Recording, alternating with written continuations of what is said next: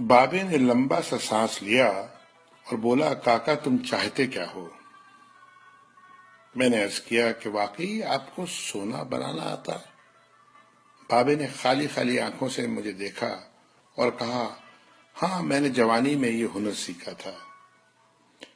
میں نے عرض کیا کہ کیا آپ مجھے یہ نسخہ سکھا سکتے ہیں؟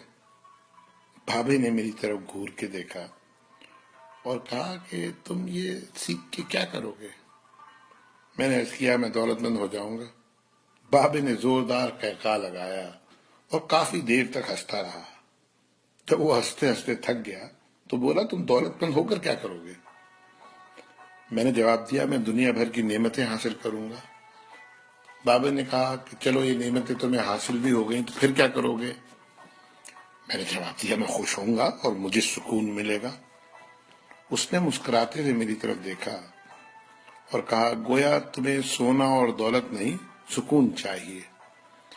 میں خاموشی سے اس کی طرف دیکھتا رہا اور کافی دیر تک خاموش گھورتا رہا۔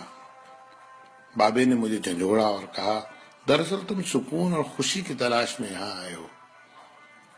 میں اس وقت کیونکہ ایک نوجوان تھا اور باقی نوجوانوں کی طرح یہی سمجھتا تھا کہ دولت ہی سکون اور خوشی حاصل کرنے کا ذریعہ ہے، لیکن بابے کی باتوں نے مجھے کچھ الجھا سا دیا تھا۔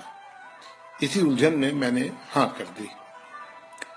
بابے نے ایک لمبا قہقہہ لگایا اور پھر دیر تک ہنستا رہا اور کہا، کاکا میں تمہیں سونا بنانے کے بجائے انسان سے بندہ بنانے کا طریقہ کیوں نہ سکھا دوں؟ میں تمہیں دولت مند ہونے کے بجائے پرسکون اور خوش رہنے کا گر کیوں نہ سکھا دوں؟ میں خاموشی سے اس کی باتیں سنتا رہا، حالانکہ مجھے ابھی کچھ سمجھ میں نہیں آ رہا تھا۔ اتنے میں بابا بولا، انسان کی خواہشیں جب اس کے وجود اور عمر سے لمبی رہتی ہیں وہ اس وقت تک انسان رہتا ہے۔ تم اپنی خواہشوں کو اپنی عمر اور وجود سے چھوٹا کر لو، تم سکون بھی پا جاؤ گے اور خوشی بھی۔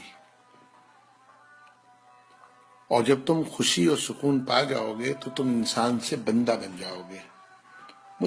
مجھے بابے کی باتیں بالکل سمجھ میں نہیں آ رہی تھی اور بابے نے میری یہ پریشانی بھانپ لی تھی۔ بابا بولا، تم قرآن شریف پڑھو۔ اللہ تعالیٰ نے خواہشوں میں لتھڑے ہوئے لوگوں کو انسان کہا ہے اور محبت میں رنگے ہوئے آزاد لوگوں کو بندہ۔ دنیا میں کتنے انسان آئے اور بہت دولت کمائی، بڑی عمارتیں بنائی، کیا وہ سب ساتھ لے گئے تھے؟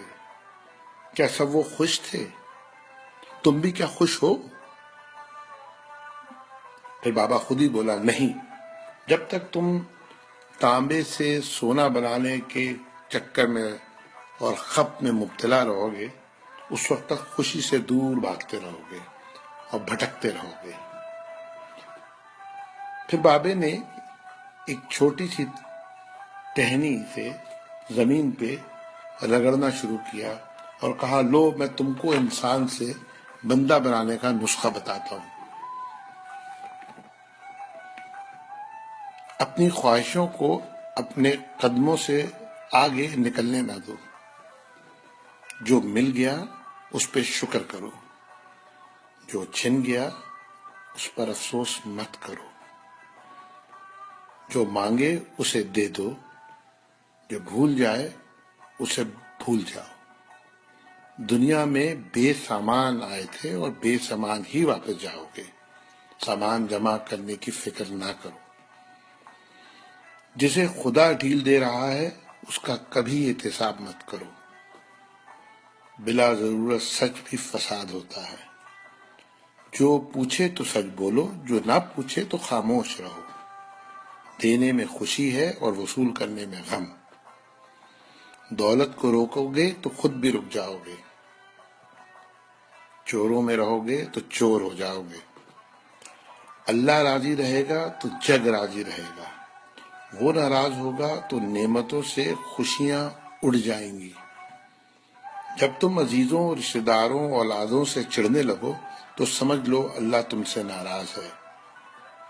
جن سے تمہیں نقصان پہنچا ہو اور مزید نقصان پہنچنے کا اندیشہ ہو ان سے کنارہ کشی کر لو، ان سے بدلہ لینے کی فکر نہ کرو، کیونکہ سب سے اچھا بدلہ اللہ کا ہے۔ جب تم اپنے دشمنوں کے لیے اپنے دل میں رحم محسوس کرو تو سمجھ لو تمہارا خالق تم سے راضی ہے۔ ہجرت کرنے والے کبھی گھاٹے میں نہیں رہتے۔